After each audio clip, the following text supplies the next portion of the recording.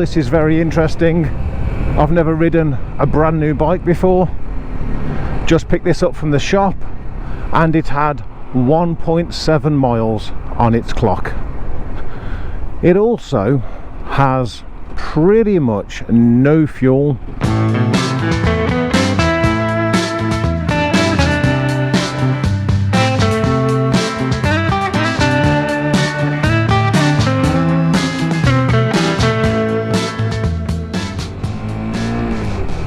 And without exaggeration, the garage that I just went to had about 50 cars waiting to get in there to get fuel. So I'm now just heading to the second closest garage, knowing that the guys just told me, he said, look, we get these bikes in and they're dry, you know, we have to put fuel in them and oil and everything. He says we only put 2 litres of fuel in. So heading out to a garage knowing that we've got next to no fuel, but we're here, we don't have 50 cars waiting. Let's get this done. Well, that took a little bit longer than I thought. There might not have been 50 cars there, but nobody seemed to be moving and we all got gridlocked. But we're done. So back to the bike then.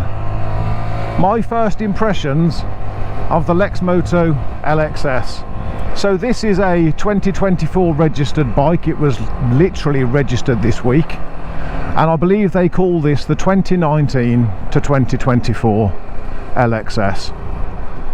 And I must admit, I thought these were sports bikes, and I thought they were sports bikes because of how they bloody look. They look amazing. They've got aggressive lines to them. This one is the black and blue, but you can also get them in grey and yellow. And because of how they look, I thought they were sports bikes, but they're actually classified as a sports tourer. So for anyone who's looking to get one of these bikes, if you're looking for the hunched over sports bike appearance that would sort of take you down here, that's not this bike. It's not a sports bike, it's a sports tourer. And what that means is it's a very upright riding position. First thing I noticed about this bike, the moment I pulled off from the shop, I thought to myself, oh, this is nice, this is quite upright, this is. And I have ridden a few bikes with an upright riding position. I rode a CBR 600 that has riser bars, so naturally you sit quite upright on that bike. Did my test on an MT-07 naked bike, that was quite upright as well. And so that was the first thing that I noticed getting on this bike and actually riding it, is that it is a lovely upright riding position. As for how else it feels, you know, once I got used to that upright riding position, I fit, which is important. I am 6'2" and I do fit on this bike. Rear pegs seem to be in the right place. You know, my knees aren't right up next to the tank like they are on some bikes. They are a little bit lower.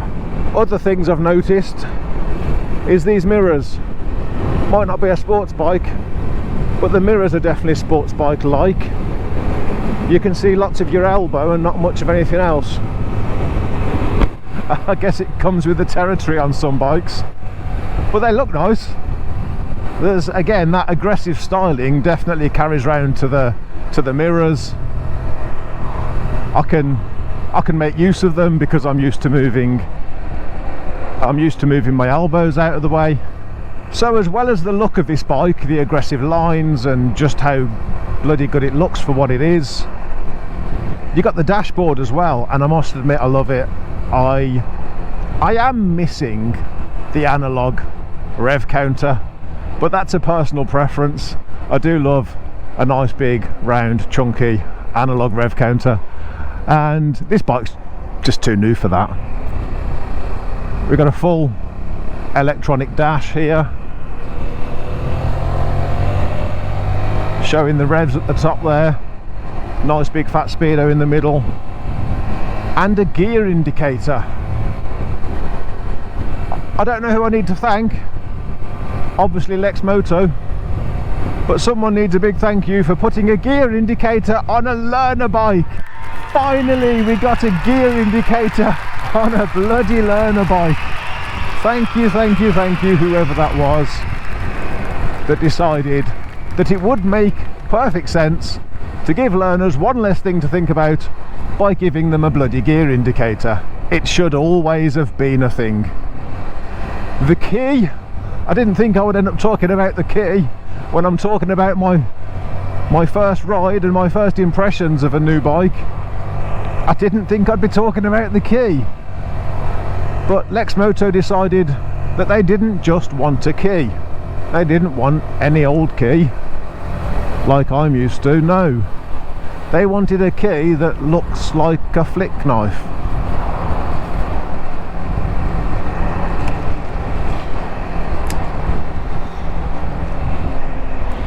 It's gimmicky, but I think I like it. It gives something, it's a talking point at least. Now, for anybody who knows me, you will know that I have a bit of a thing about motorcycle exhausts. But this is quiet, it's lovely and quiet, and I love the exhaust position. It's under the tail. I love undertail exhausts. Again, personal preference. Some people don't like them.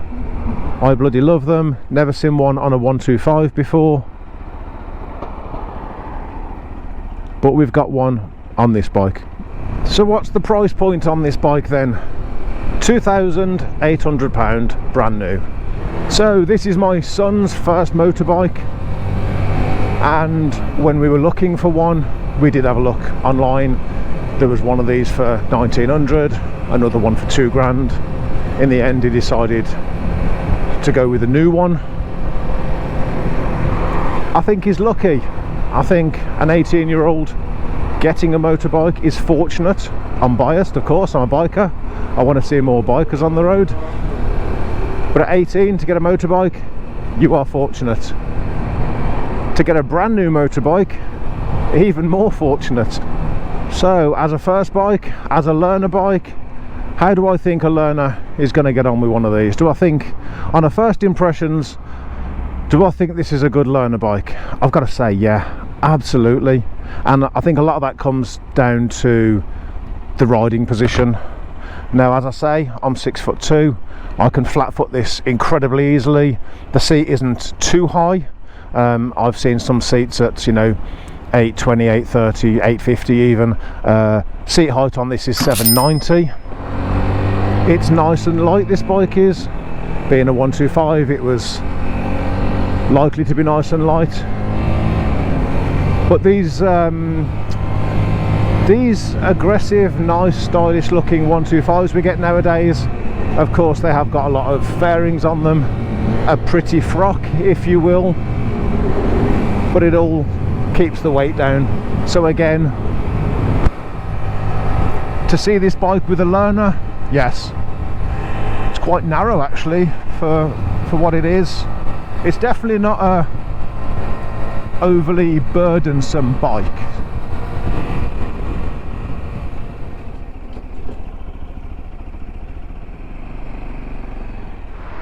So, if you were thinking of getting one of these bikes, do I think that there's anything you would need to know? Well, yes, one or two little things. First of all, I will say this, and I will try and say it respectfully. This is a Lexmoto, and I wasn't expecting the same level of refinement that you would probably expect from other brands. I mean, after all, this is an entry-level learner bike, and it's priced very cheaply, but it doesn't have a cheap feel to it. It certainly doesn't have the cheap feel that I expected. And from a first ride, there's nothing particularly that worries me about this bike. It needs a tail tidy, but then don't they all? You know, this bloody standard arm here, it works, it does the job, it's what you expect to get from a new bike, but the bike needs a bloody tail tidy. I don't particularly like on this bike where the garage have put the L plate, but that could be a little bit awkward as well. They've put it up here and you've got like 6 different angles on the top of the screen there and another 2 on the bottom, and it just looks like, well, let's be honest, it looks like it's slapped on there. Personally, I mean, you've got to have one somewhere. The problem with the mudguard is it points towards the sky. That's not really going to work. It needs to be on the front. I would personally put it on the bottom of the screen just here. So as far as any niggling little problems go, that's about it really. I will say this throttle has a little bit of free play in it, and that's something that kind of annoys me, but that's because I'm not used to it. Having free play in your throttle, well, it might actually help some learners and it might hinder others. I think it's personal preference again. Although I'm not used to free play in my throttle, I will say this: you know exactly the point at which your throttle's going to kick in.